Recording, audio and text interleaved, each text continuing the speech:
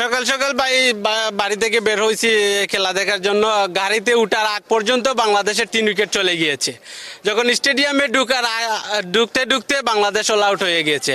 একটা দল 25 বছর যাবৎ টেস্ট ক্রিকেট খেলতেছে, যে বাড়ি থেকে স্টেডিয়াম আসতে আসতে তারা অল আউট হয়ে যায়। এর লজ্জার চাইতে আর কিছু হয় না ভাই।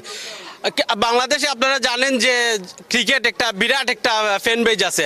আপনারা জানেন বাংলাদেশ বর্তমানে কোনো টিভি চ্যানেল নেয় নাই। কিসের জন্য নেয় না আপনারা দেখতেই পাচ্ছেন, কারণ যত দিন যাচ্ছে বাংলাদেশের খেলা নিচের দিকেই যাচ্ছে। জিম্বাবুর মতো একটা দলের সাথে যে একদিন আগেই তারা টেস্ট হেরে যায়। 25 বছর ধরে টেস্ট খেলতেছে, প্রত্যেকটা টেস্ট, প্রত্যেকটা ওয়ানডে, প্রত্যেকটা টি ব্যাটিং ব্যর্থতার জন্য হারতে হয়।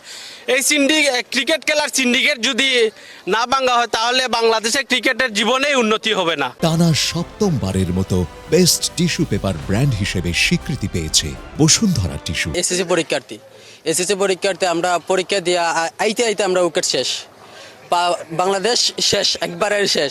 আইসি আমরা খেলা দেখা বইছি, বর আগে দেখি বাংলাদেশ নাই। আমরা এসএসসি পরীক্ষার্থী আইসি খেলা দেখার লাগে, কিন্তু আমরা আনন্দ পাইছি না, খেলা হইছে না।